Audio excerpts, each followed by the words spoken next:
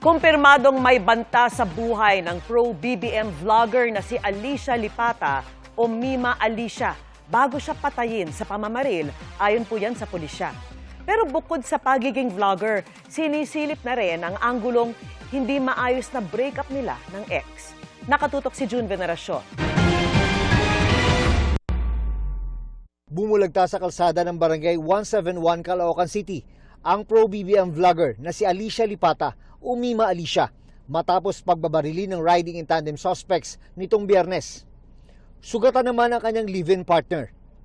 Bago ang pamamaril, may pagbabanta na pala kay Mima Alicia, sabi ng PNP. Meron pong threat talaga sa kanya and it was proven to be correct, di ba? Ito na nga may nangyari sa kanya. But we're still looking into kung ano yung threat na pinanggalingan. Kabilang sa mga motibong iniimbestigahan ang posibilidad na may kinalaman sa personal na buhay ang pamamaslang. Hindi raw naging maayos ang hiwalayan ng biktima at dati niyang karelasyon. Merong konting naging problema sa kanila nung nag-break up na sila and there were even some cases filed between the two of them. So kaya lang po natin sila tinitignan.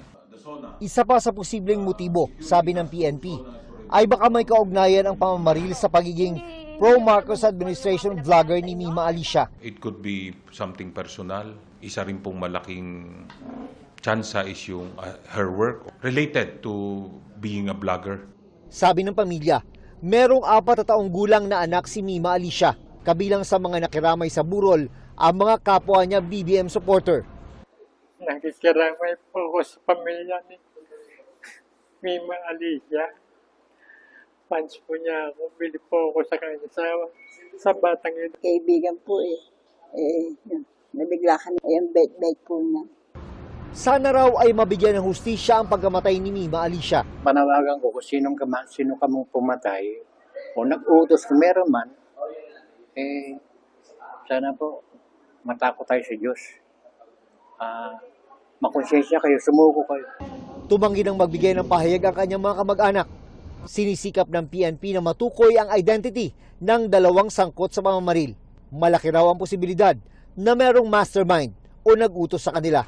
June Veneracion, Nakatutok, 24 Oras.